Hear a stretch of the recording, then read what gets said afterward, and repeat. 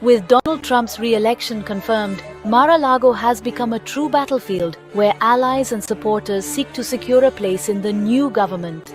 The sprawling estate, once a luxurious retreat, has now transformed into the epicenter of political maneuvering and strategic alliances. The stakes are higher than ever, as each individual present knows that their future in the political landscape hinges on their ability to gain favor with the president. But what do these choices tell us about the rumors of his second administration? The whispers and speculations have been rampant, with political analysts dissecting every move and every appointment. The choices made in these early days are crucial, as they set the tone for the administration's direction and priorities. Will Trump lean towards a more traditional approach, or will he continue to defy conventions and chart his own course? The victory was just the beginning. The celebrations on election night were a spectacle of triumph, but behind the scenes, the real work was just starting. The confetti had barely settled before the strategizing began. Each victory speech, each handshake, and each congratulatory message was a prelude to the intense negotiations and power plays that would follow.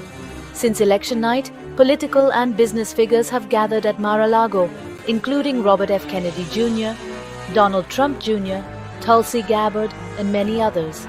These gatherings are not just social events, they are strategic meetings where alliances are forged and future plans are discussed. The presence of such high-profile figures indicates the level of importance and influence that Mar-a-Lago now holds in the political arena. The club's ballroom has become a battleground where every seat, every table near Trump represents a chance for influence. The seating arrangements are meticulously planned, with each position reflecting the individual's standing and potential influence. A seat closer to Trump is not just a matter of prestige, it is a strategic advantage that can make or break political careers. The recent appointment of Susie Wiles as Chief of Staff and the possibility of Elise Stefanik as Ambassador to the United Nations show that Trump wants a core team of people with expertise and experience, individuals who have proven their loyalty and capability. These appointments are not just about filling positions, they are about building a team that can execute Trump's vision and navigate the complexities of governance. While figures from his former administration, such as Brooke Rollins, are also mentioned for other positions. The inclusion of familiar faces from his previous term suggests a desire for continuity and stability. These individuals bring with them a wealth of experience and a deep understanding of Trump's leadership style and expectations. The appointment of Susie Wiles and the formation of this leadership circle indicate an even more centralized and personal Trump administration. This inner circle is expected to be a tight-knit group, with direct access to the president and significant influence over policy decisions. The centralization of power within this group could lead to more streamlined decision-making processes, but it also raises concerns about the potential for insularity and groupthink. But what could this mean?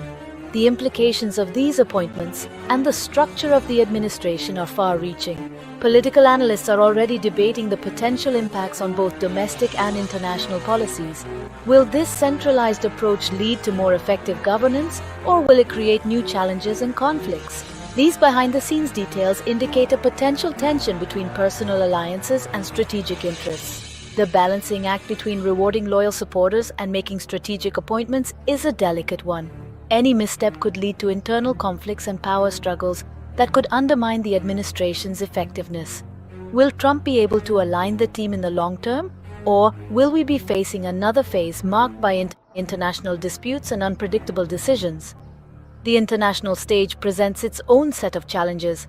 Trump's relationships with world leaders and his approach to foreign policy will be closely scrutinized. The ability to maintain a cohesive team while navigating these complex dynamics will be a true test of his leadership. In the end, the future of the Trump cabinet reflects a well-controlled power strategy. The careful selection of key figures and the strategic positioning of allies indicate a deliberate effort to consolidate power and ensure loyalty. This approach could lead to a more unified and effective administration, but it also carries the risk of alienating those who feel excluded from the inner circle.